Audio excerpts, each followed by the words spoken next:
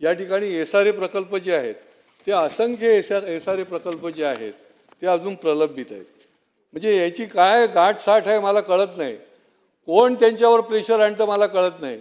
SRA मधले जे अधिकारी आहेत हे अधिकारी देखील कठोरपणे या विकासावर कुठल्याही प्रकारची कारवाई करत नाही अध्यक्ष महोदय. आणि त्याच्यामुळे आमचे जे झोपडपट्टीवासी आहेत यांना भाडी मिळत नाही. एक वर्ष 2 वर्ष.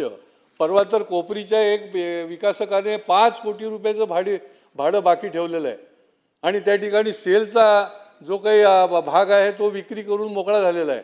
अध्यक्ष महोदय, याच्यावर कोण नियंत्रण ठेवणार? याच्यावर कुठल्याही प्रकारचं नियंत्रण नसल्यामुळे आज तिथल्या झोपडपट्टी धारक जो आहे तो या SRAच्या संबंधामध्ये देखील देशोधडीला लागला. अध्यक्ष महोदय, याच्यामध्ये मी वेळोवेळी सांगितलं क्लस्टरचं या ठिकाणी एक क्रांतिकारी पाऊल उचललं होतं. आम्ही त्यावेळेला कौतुक केलं. पण आजसुद्धा एकही क्लस्टर आमच्या इथे उभा राहिलेला नाही. मी वेळोवेळी विनंती केली की या ठिकाणी मिनी क्लस्टरची गरज आहे.